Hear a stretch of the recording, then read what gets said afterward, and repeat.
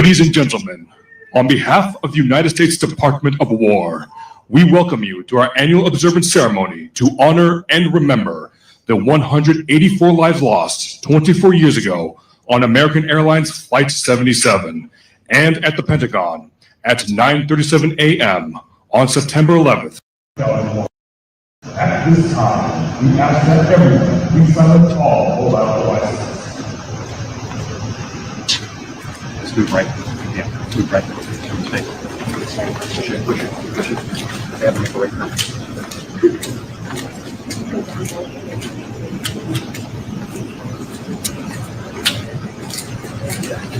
Please stand for the arrival of the official party. Please welcome the Chairman of the Joint Chiefs of Staff, General Kaine, the Secretary of War, Hegseth, and Mrs. Jennifer Hegseth.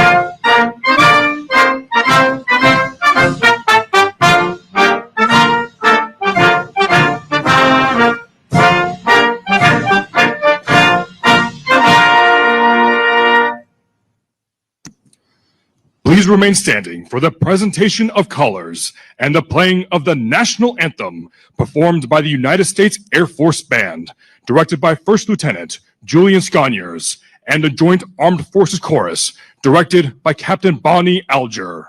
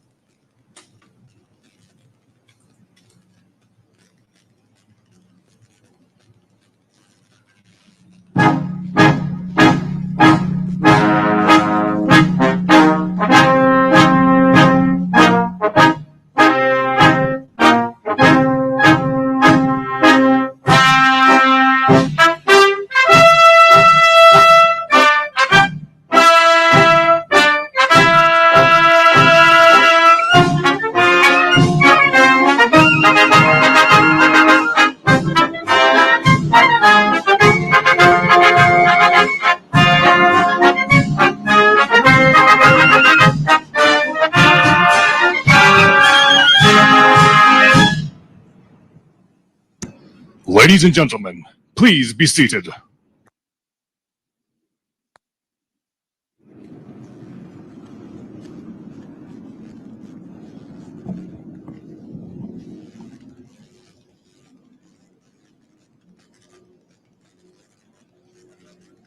Dr. Paul W. Ambrose. Specialist Craig S. Amundsen, United States Army.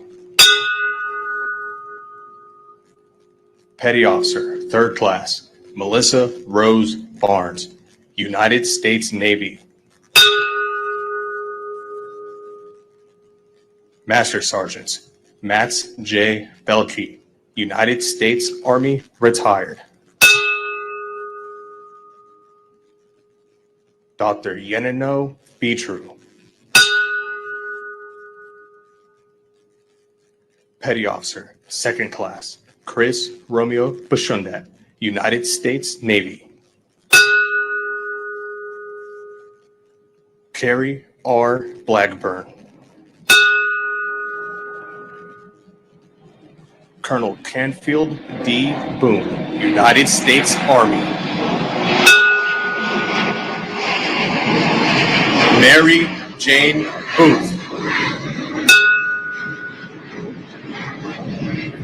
Donna M. Bowen.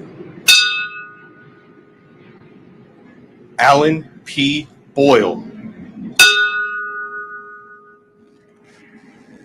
Bernard C. Brown II. Petty Officer, 3rd Class, Christopher L. Burford, United States Navy. Captain Charles F. Burlingame III, United States Navy Reserve, retired. Petty Officer, 3rd Class, Daniel M. Caballero, United States Navy. Sergeants, 1st Class, Jose O. Calderon Olmedo, United States Army. Suzanne M. Calley. Angeline C. Carter.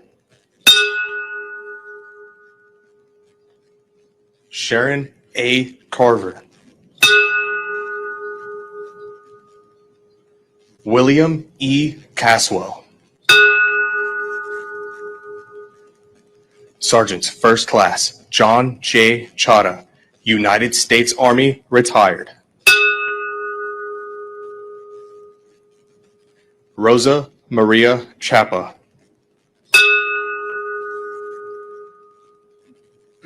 David M. Charleboy.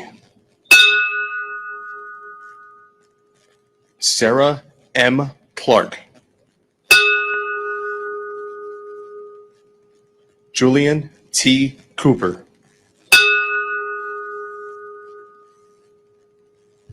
Asia S. Cotton. Lieutenant Commander Eric A. Cranford. Sir ji सपने skip नहीं SIP करो simply visit kotakmf.com/MrSIP और सीखो SIP के साथ कैसे हो सकते हैं आपके सपने पूरे सिस्टमैटिकली। और आप म्यूचुअल फंड निवेश बाजार जोखिमों के अधीन है। योजना से जुड़े सभी दस्तावेजों को ध्यान से पढ़ें। Gerald F. DeCanto, United States Navy.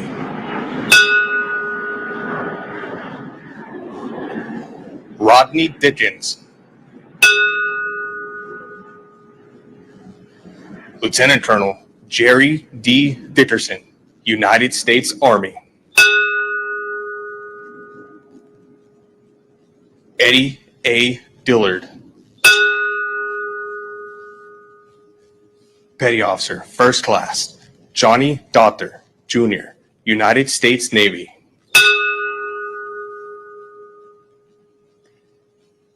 Captain Robert E. Dolan, Jr., United States Navy. Commander William H. Donovan, United States Navy.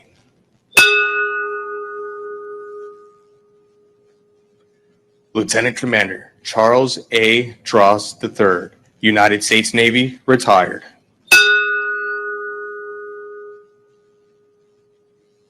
Commander Patrick Dunn, United States Navy. Petty Officer, First Class, Edward T. Earhart, United States Navy.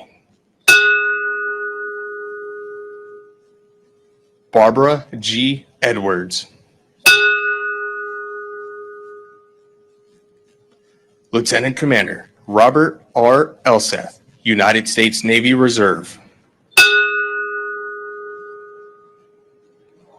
Charles S. Falkenberg and his wife, Leslie A. Whittington, and their two children, Dana Falkenberg and Zoe Falkenberg. Petty Officer, Third Class, Jamie L. Fallon, United States Navy.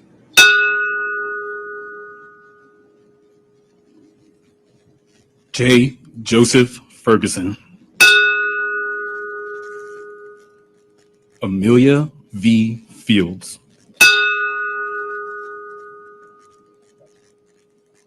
Gerald P. Fisher.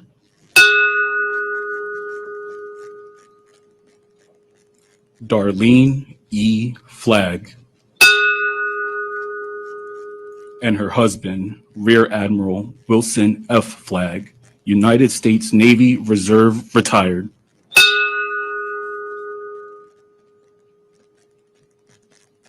Petty Officer, Second Class, Matthew M. Flacco, United States Navy.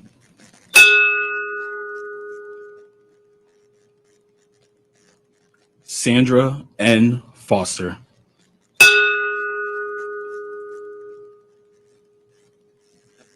First Lieutenant Richard P. Gabriel, United States Marine Corps, retired.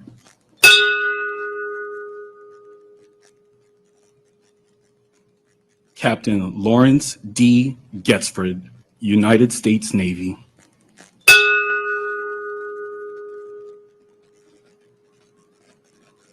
Cortez Gee.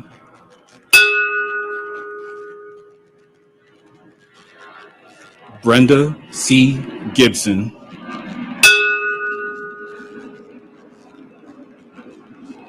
Colonel Ronald F. Galinsky, United States Navy, United States Army, retired.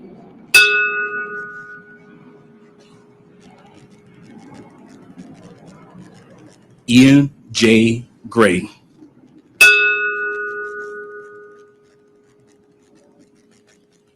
Diane Hale McKenzie.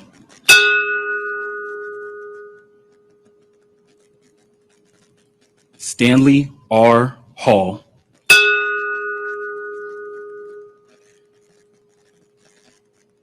Carolyn B. Hammond.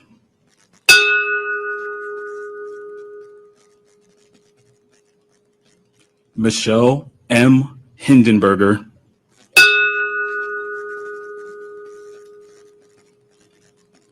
Sheila M. S. Hine.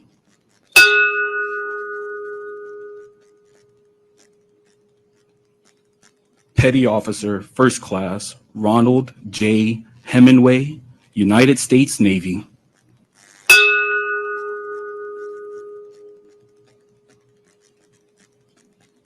Major Wallace Cole Hogan, Jr., United States Army.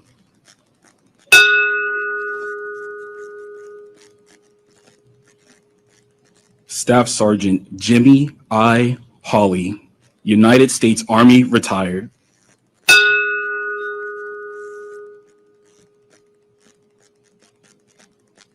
Angela M. Houts.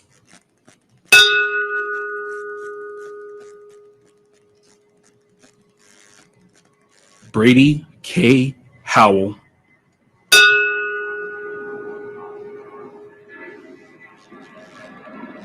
Peggy M. Hurt.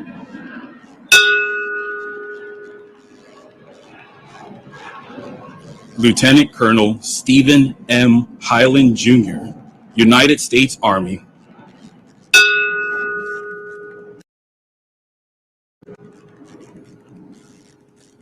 Lieutenant Colonel Robert J. Heimel, United States Air Force, retired.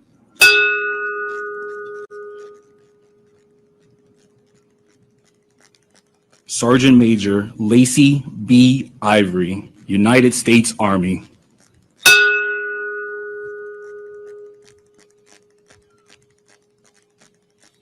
Brian C. Jack.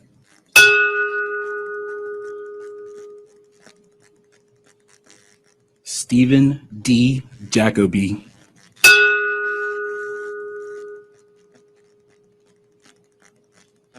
Lieutenant Colonel Dennis M. Johnson, United States Army.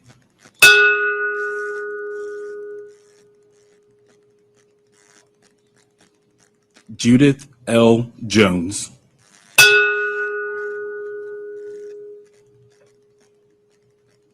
Ann C. Judge.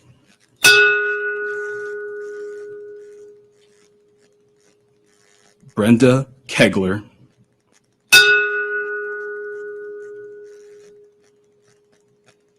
Chandler R. Keller.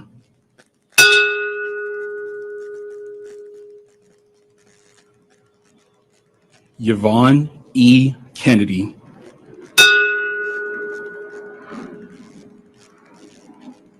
Norma Cruz Khan.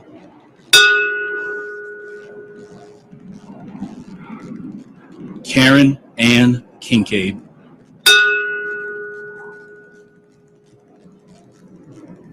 Lieutenant Michael S. Lamanna, United States Navy.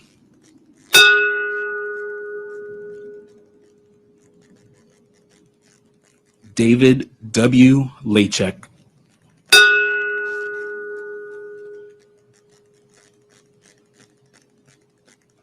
Dong Chu Lee.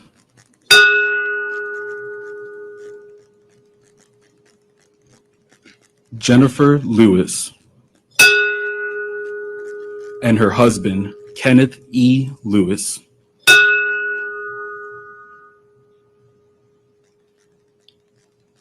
Samantha L. Lightbourne Allen.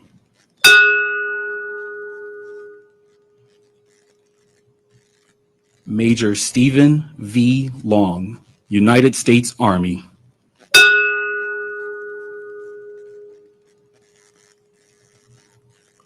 James T. Lynch, Jr.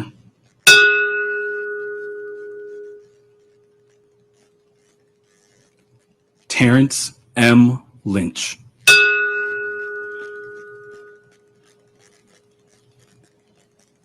Petty Officer, Second Class, Nehaman Lyons IV, United States Navy.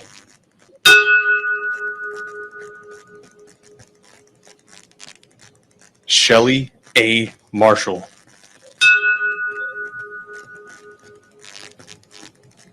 Teresa M. Martin.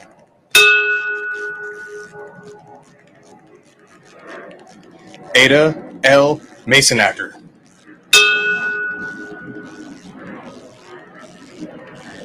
Lieutenant Colonel Dean E. Matson, United States Army. Lieutenant General Timothy J. Maud, United States Army.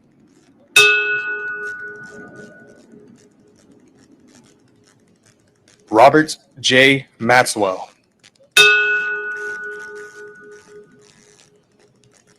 Renee A. May.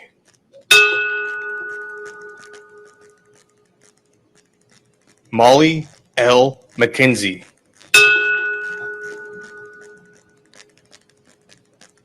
Dora Marie Manchaka.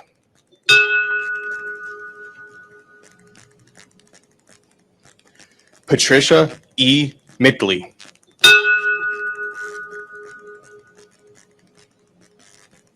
Major Ronald D. Milam, United States Army.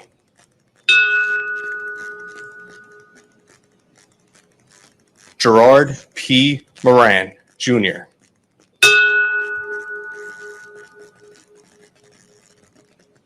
Odessa V. Morris.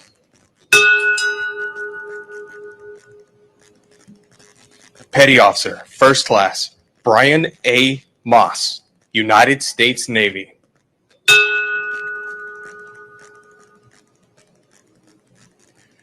Teddington H. Moy.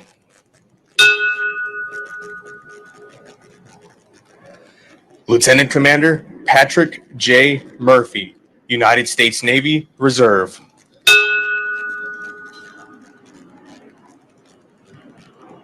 Christopher C. Newton. Con Nok Nguyen.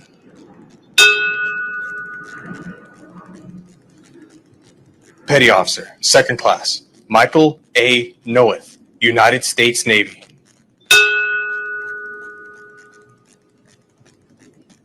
Barbara K. Olson.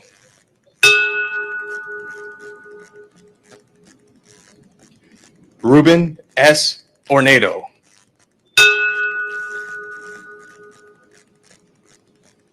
Diana B. Pedro.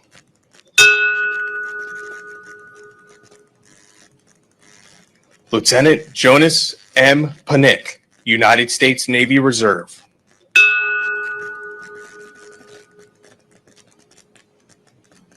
Major Clifford L. Patterson, Jr., United States Army.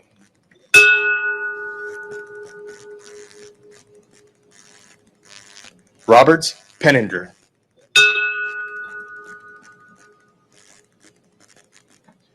Roberts R. Ploder III. And his wife, Zandra F. Ploder.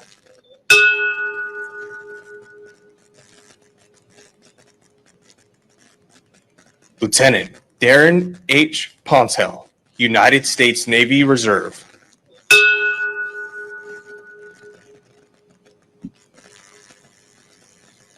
Scott Powell.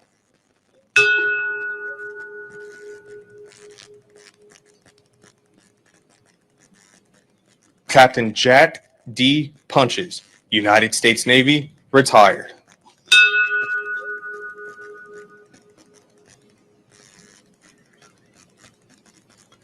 Petty Officer, First Class, Joseph J. Piesier, Jr., United States Navy.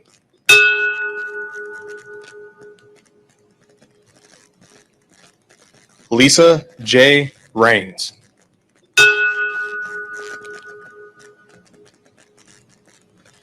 Deborah A. Ramser.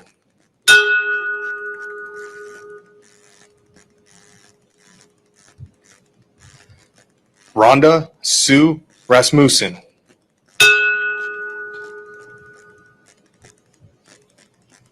Petty Officer, First Class, Marcia D. Ratchford, United States Navy.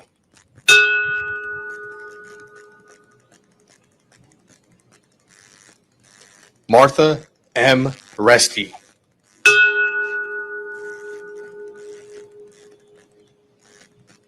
Todd H. Rubin.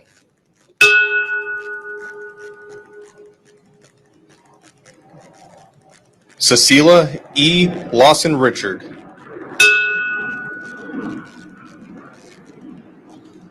Edward V. Rowenhorst.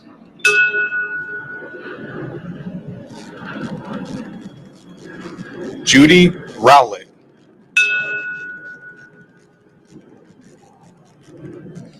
Sergeants Major Robert E. Russell, United States Army, retired.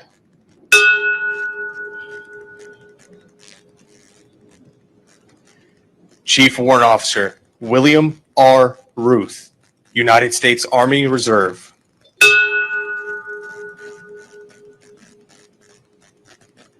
Charles E. Sabin, Sr.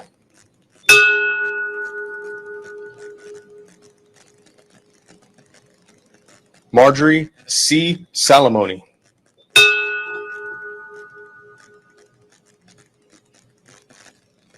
John P. Sammartino.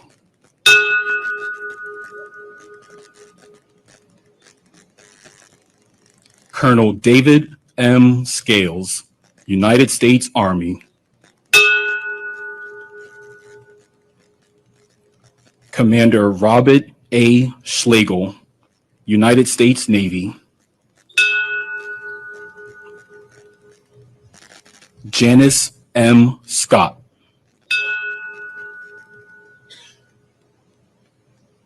Lieutenant Colonel Michael L. Selves, United States Army, retired.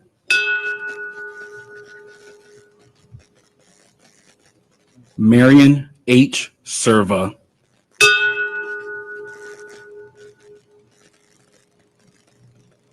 Commander Dan F. Schnauer, United States Navy.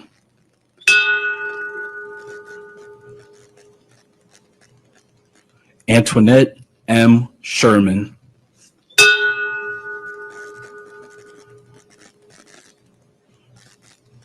Diane M. Simmons. And her husband, George W. Simmons.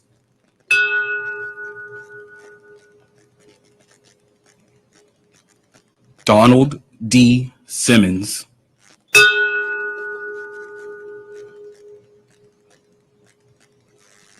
Cheryl D. Sincock.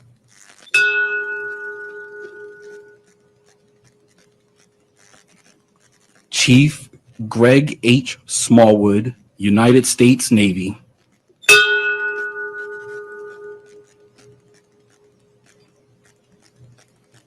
Lieutenant Colonel Gary F. Smith, United States Army, retired.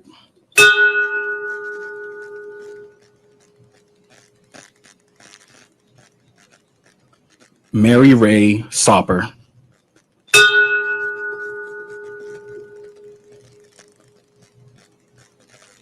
Robert Spiesman.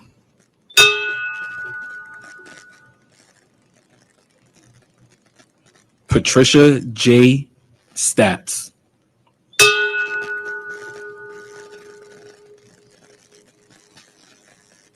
Edna L. Stevens.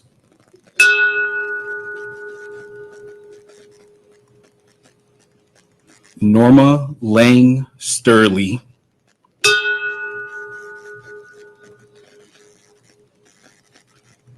Sergeant Major Larry L. Strickland, United States Army.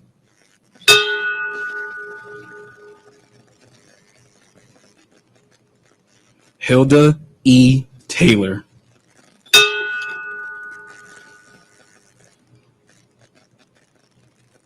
Lieutenant Colonel Kip P. Taylor, United States Army.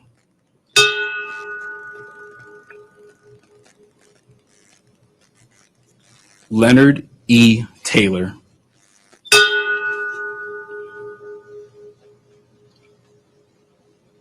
Sandra C. Taylor.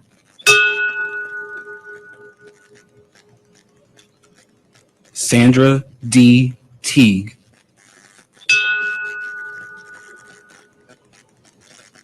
Lieutenant Carl W. Tepe, United States Army, retired.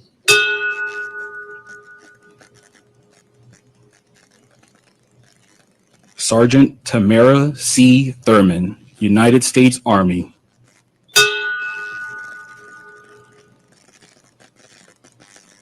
Lieutenant Commander Otis V. Tolbert, United States Navy.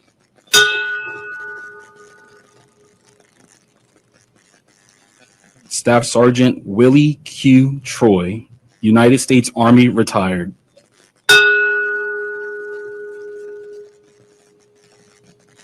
Lieutenant Commander Ronald J. Vaughn, United States Navy Reserve. Lieutenant Colonel Karen J. Wagner, United States Army.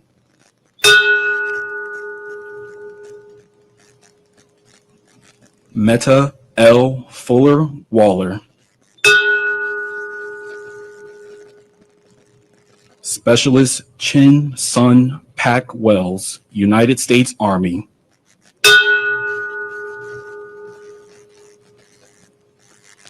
Staff Sergeant Maudlin A. White, United States Army. Sandra L. White. Ernest M. Wilshire. Lieutenant Commander David L. Williams, United States Navy. Major Dwayne Williams, United States Army.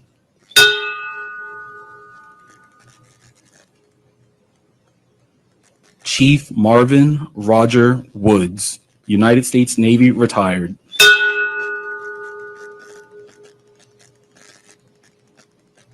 Captain John D. Yamnicki, Sr., United States Navy, retired.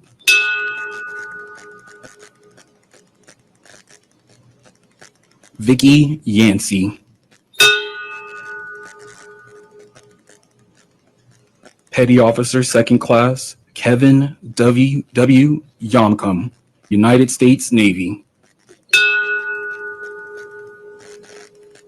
Chief Donald M. Young, United States Navy.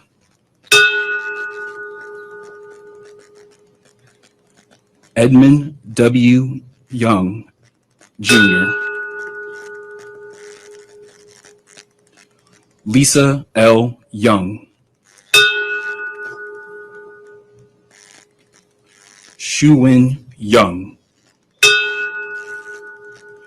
And her husband, Yu Guang Zheng.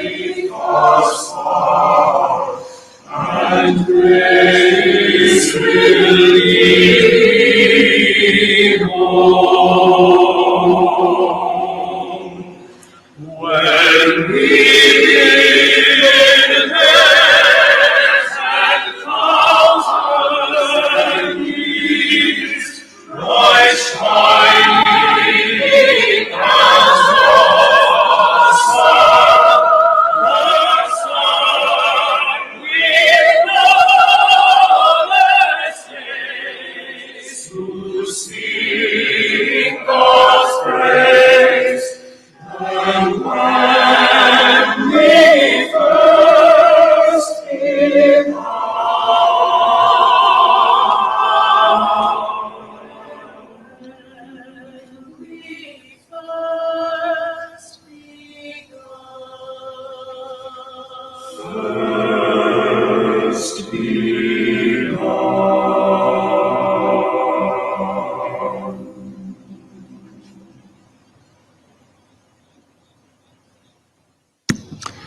Ladies and gentlemen, please stand for the invocation provided by the Chief of Navy Chaplains, Rear Admiral Gregory Todd.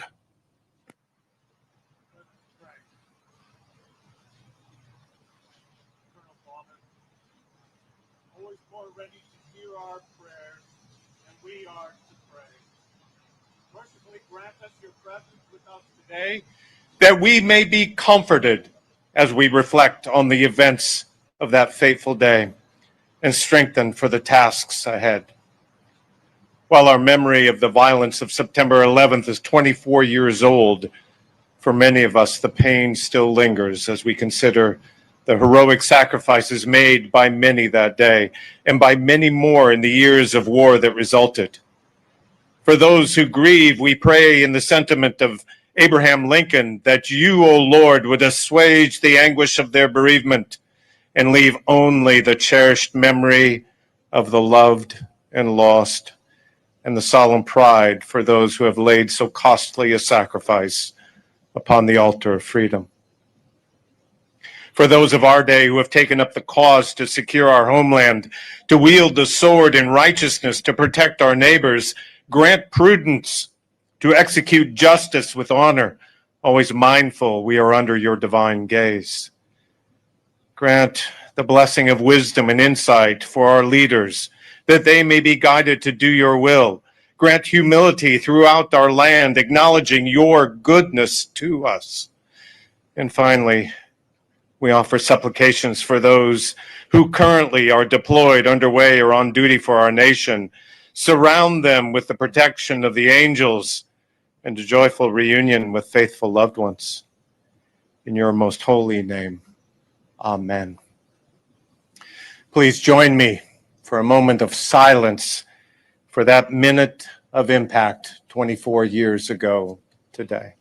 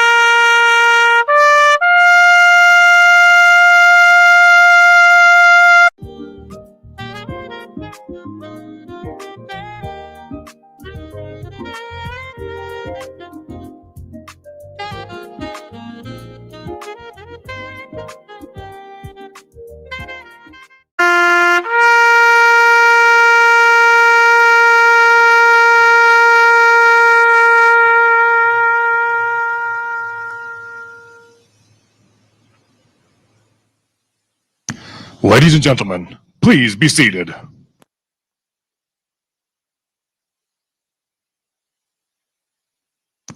Ladies and gentlemen, General Dan Kaine, Chairman of the Joint Chiefs of Staff.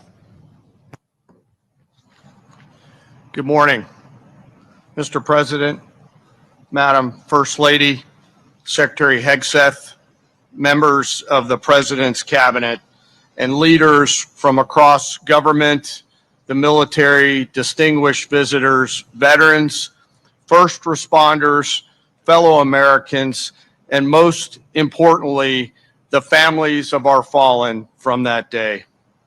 Thank you for being here to gather in remembrance, to grieve our nation's loss, and draw strength from the heroism Americans demonstrated that day.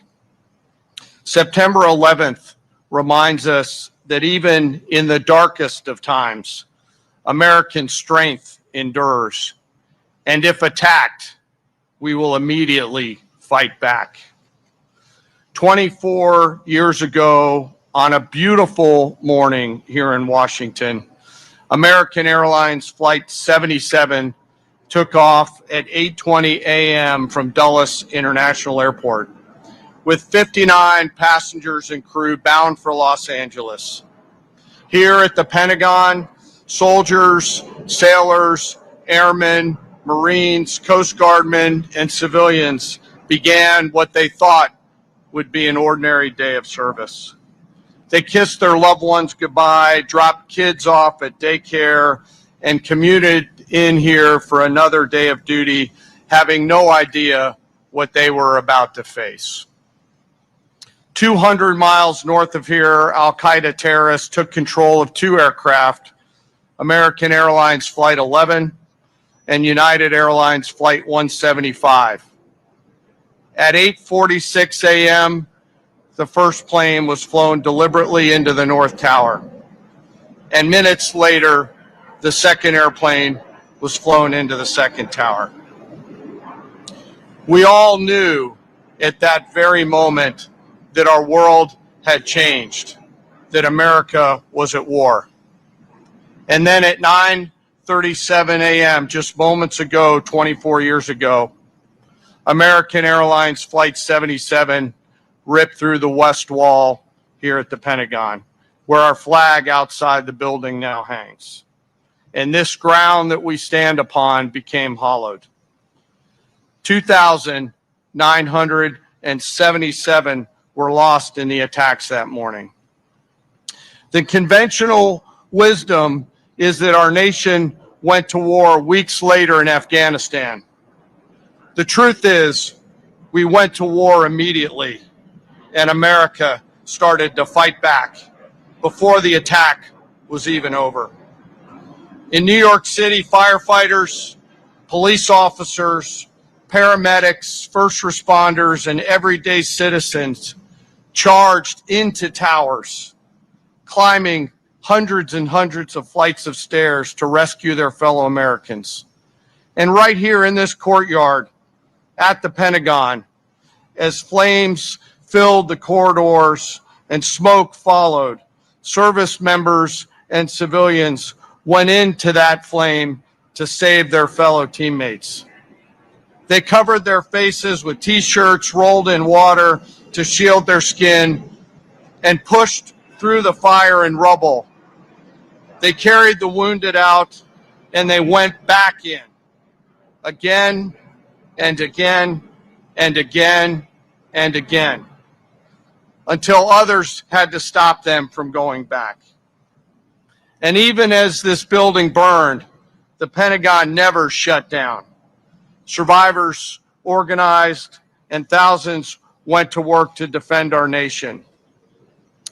And there were 40 first responders on United Airlines Flight 93. 40 heroes who, unlike us who wear the cloth of our nation, never took an oath to protect and defend our nation. They just got on an airplane. And knowing full well what was happening, they found the courage and commitment to run forward in that airplane, sacrificing themselves over the fields of Pennsylvania to save Americans that they would never meet and never know. And I, for one, think of them every day and the gift of courage that they gave my squadron mates and I on that day. So as we come here together, let us reflect and let us never forget. Let us never forget the families who've shown us what true courage looks like as they continue to persevere through the years after. And let us all be inspired by the determination of those brave heroes who showed us that day what America is all about. And let anybody who ever considers attacking the United States remember those examples as well, and the great American warrior spirit that was shown that day. Thank you very much. And now it's my distinct honor to introduce our nation's Secretary of War. May we never forget our fallen. May we never forget our deployed. Ladies and gentlemen, the Secretary of War, the Honorable Pete Hegseth.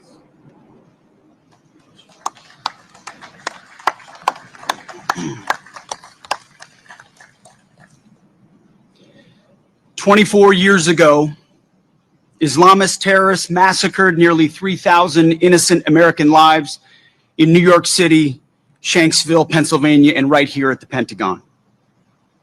The building you see behind me, the War Department, was targeted in an act of savage evil. And today on these hallowed grounds, we gather to honor those victims and heroes with the resolve to never forget. We gather to pay tribute to the first responders who charged into the flames and up the stairs, to those trapped on planes fighting their final fight, and to the families whose lives were forever altered by that fateful day.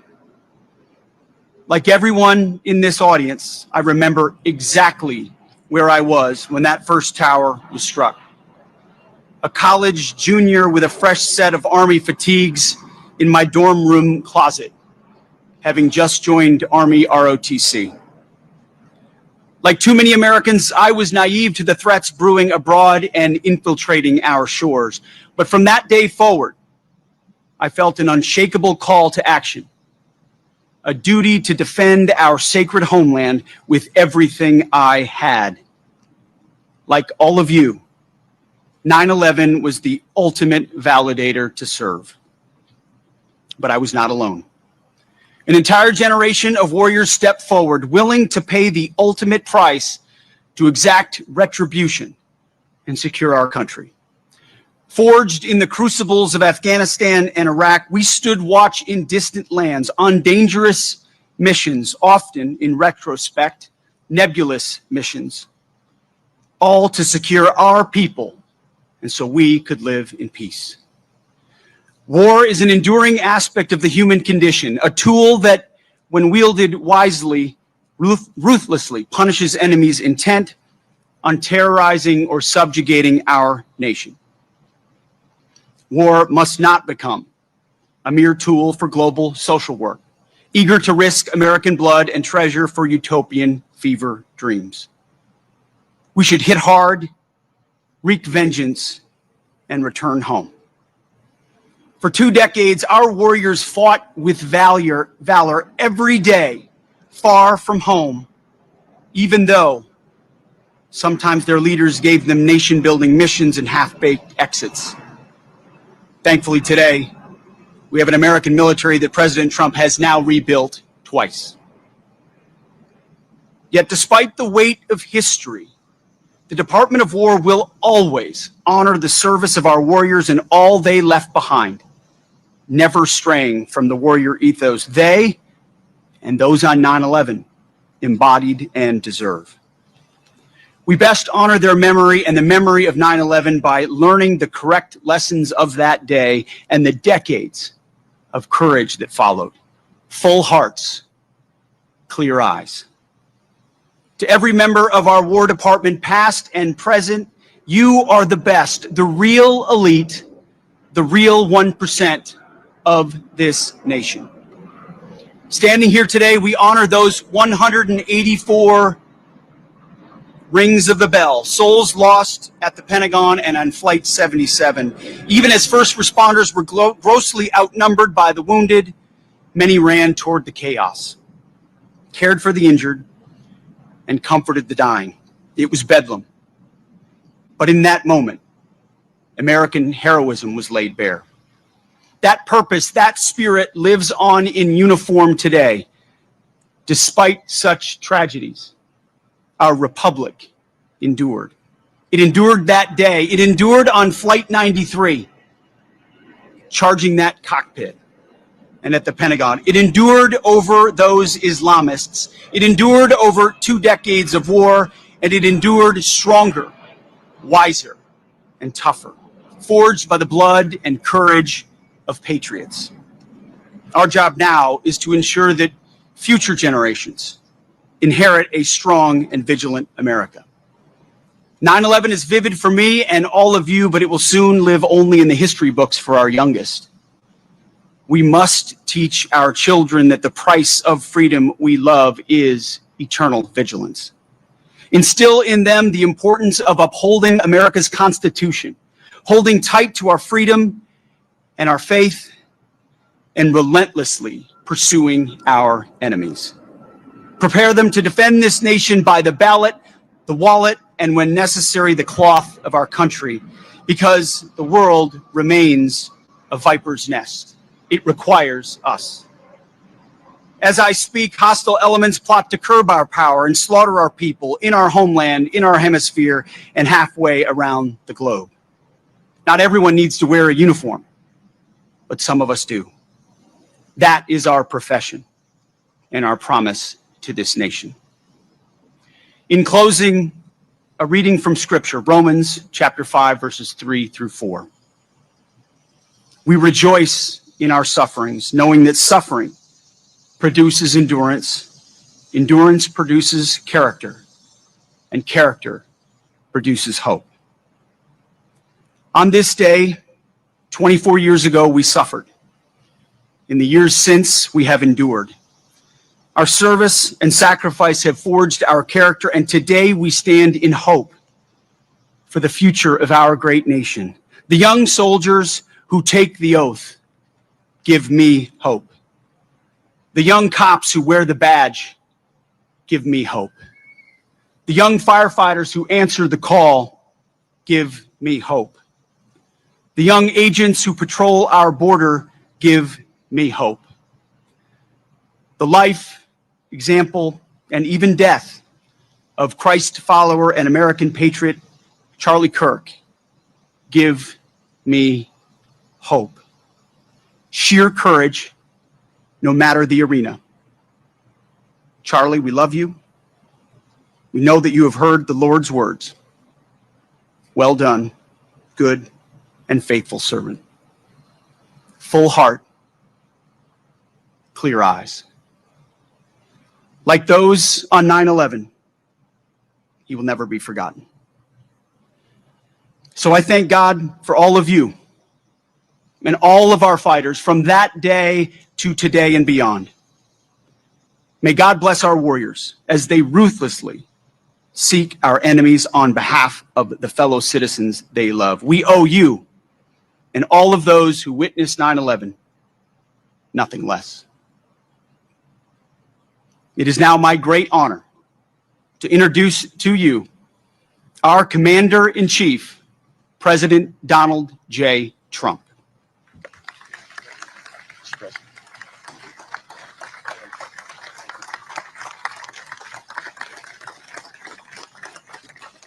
Thank you. Thank you very much, everybody. Thank you very much. Before we begin, let me express the horror and grief so many Americans at the heinous assassination of Charlie Kirk have felt. Charlie was a giant of his generation, a champion of liberty, and an inspiration to millions and millions of people. Our prayers are with his wonderful wife, Eric, and his beautiful children. Fantastic people they are. We miss him greatly, yet I have no doubt that Charlie's voice and the courage he put into the hearts of countless people, especially young people, will live on. I'm pleased to announce that I will soon be awarding Charlie Kirk posthumously the Presidential Medal of Freedom. The date of the ceremony will be announced, and I can only guarantee you one thing, that we will have a very big crowd, very, very big. Thank you, my fellow Americans. 84 years ago this morning, the banks of the Potomac were filled with the clamor of construction workers who broke ground on the building now known as the Pentagon on September 11th, 1941. At the time, it was the biggest building ever built.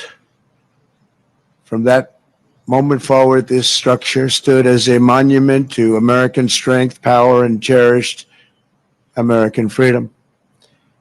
Exactly 6 decades later, on September 11th, 2001, those same walls, built with the sweat and muscle, blood of our parents and grandparents, were scarred by flame and shaken by terror as our country came face to face with pure evil. On that fateful day, savage monsters attacked the very symbols of our civilization. Yet here in Virginia and in New York and in the skies over Pennsylvania, Americans did not hesitate. They stood on their feet and they showed the world that we will never yield, we will never bend, we will never give up, and our great American flag will never, ever fail. That terrible morning 24 years ago, time itself stood still. The laughter of school children fell silent. The rush of our traffic came to an absolute halt. And for 2,977 innocent souls and their families, the entire world came crashing down so suddenly.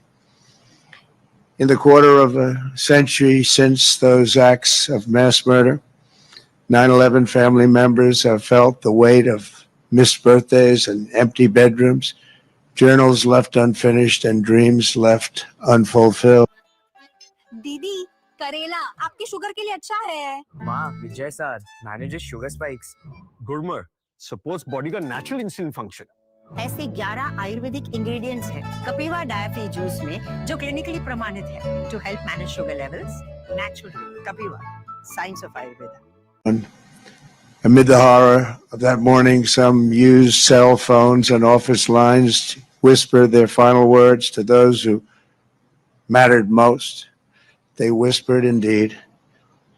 At 8:59 a.m. aboard United Flight 175, Brian Sweeney called his wife, Julie.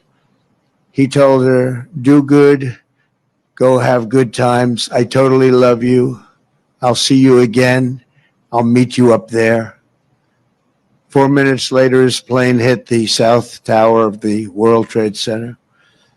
At 9:12 a.m. aboard American Airlines Flight 77, Renee May called her mom. Just the day before, Renee had learned that she was 7 weeks pregnant, but she never got the chance to share the news. She simply said, "I love you, Mom." 25 minutes later, Renee's plane struck the Pentagon. So violent, a strike it was. At 9:53 a.m. aboard United Flight 93, Elizabeth Waineo called her stepmom. They're getting ready to break into the cockpit. What do I do? I love you so much. They're going to break in. 10 minutes later, Flight 93 ended in the hallowed field near Shanksville, Pennsylvania. At 10:25 a.m., Tom McGinnis was trapped on the 92nd floor of the North Tower when he told his wonderful wife, Elena, on the phone, "There are people jumping from the floors above us. If we get out of here, it'll be a total miracle. I love you, darling. Take care of Caitlin, beautiful daughter." 3 minutes later, the tower fell. Out of the ash, we witnessed the awesome power of that incredible love. We've seen it rise again. Out of the wreckage, we watched unbelievable courage suddenly take form. And out of the darkness, we saw the timeless truth of American character shine for the world to see. In America, we take blows, but we never buckle. We bleed, but we do not bow. And we defy the fear, endure the flames, and emerge from the crucible of every hardship stronger, prouder, and greater than ever before. Last year, we were a dead country. Now we have the hottest country anywhere in the world. In New York, there were heroes like Chuck Costello, a 46-year-old elevator mechanic and a member of the Knights of Columbus. He selflessly ran into the World Trade Center to free people trapped in the elevators. His body was not found until the following January, deep under the debris. While going through his belongings, Chuck's widow, Mary, a phenomenal woman, discovered a personal prayer written in his own words, "Help me to light the way for those in the dark. And when I enter the darkness, let me not panic, but patiently wait to remember the light." Beautiful words. When the time came, Chuck ran boldly into the darkness of hell on earth, and now he shines in the light of heaven above.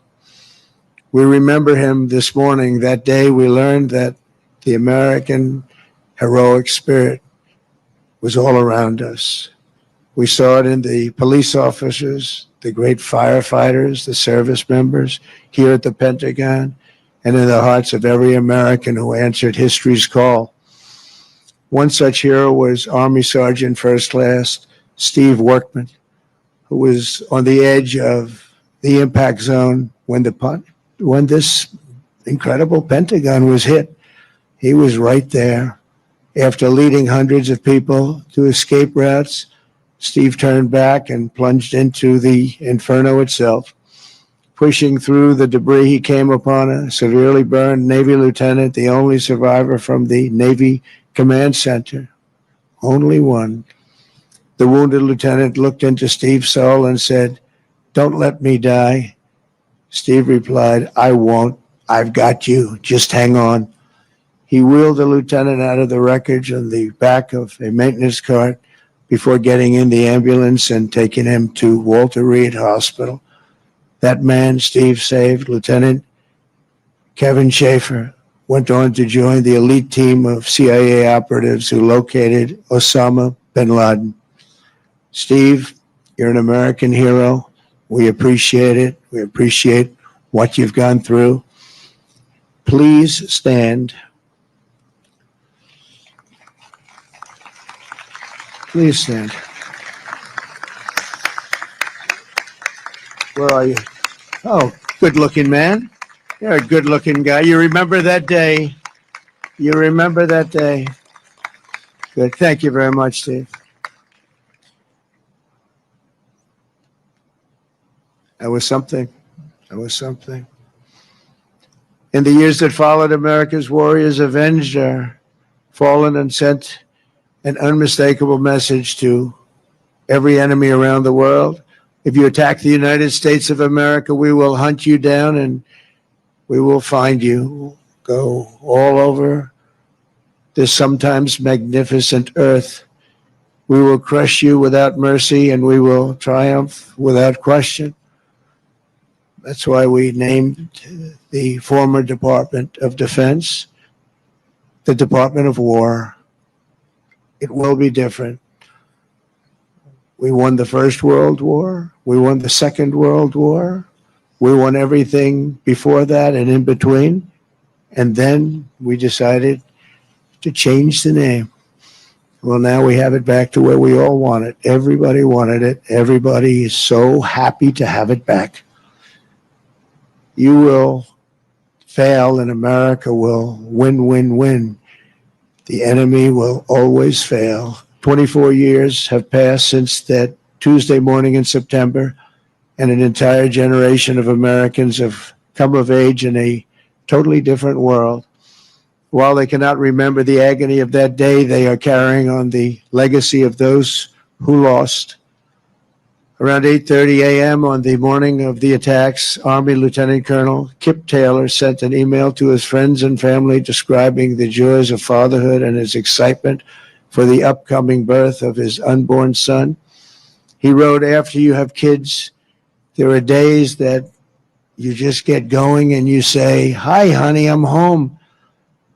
What we do until that moment pales in comparison, but just that little statement, 'Hi, honey,' So American, so beautiful.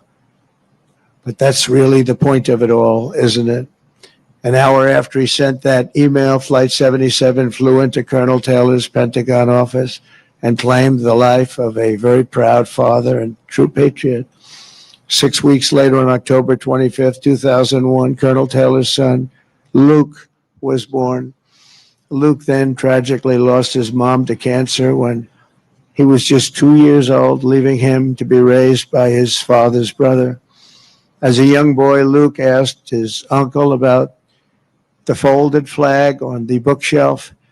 And when he learned about his dad's decades of devotion to the Army and the horrors of September 11th, that's when he learned. Luke carried that memory with him and joined the ROTC as a college freshman.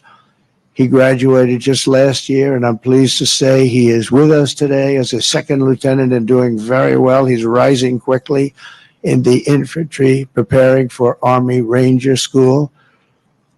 The spitting image of his dad, they say, Luke says that every time he puts on a uniform, he feels connected to his father and to our country.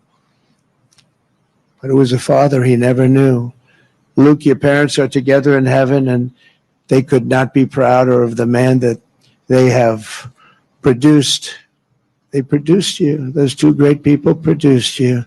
Luke, please stand.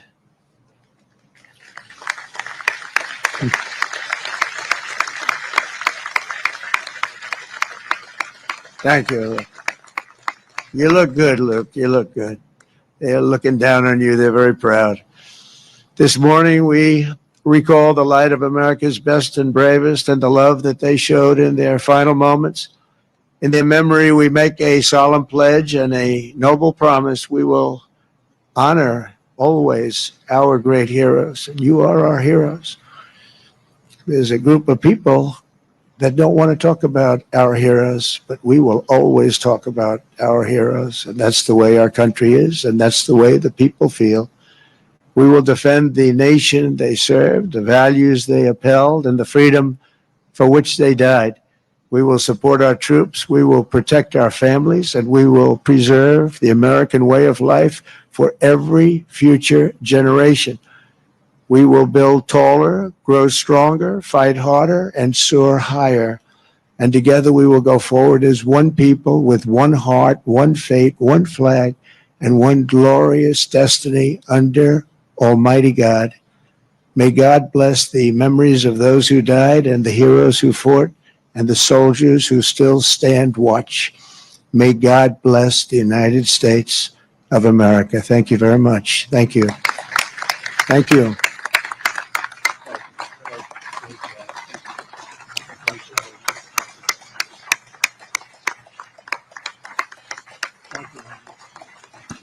Ladies and gentlemen, please remain standing for the singing of God Bless America and remain standing for the benediction.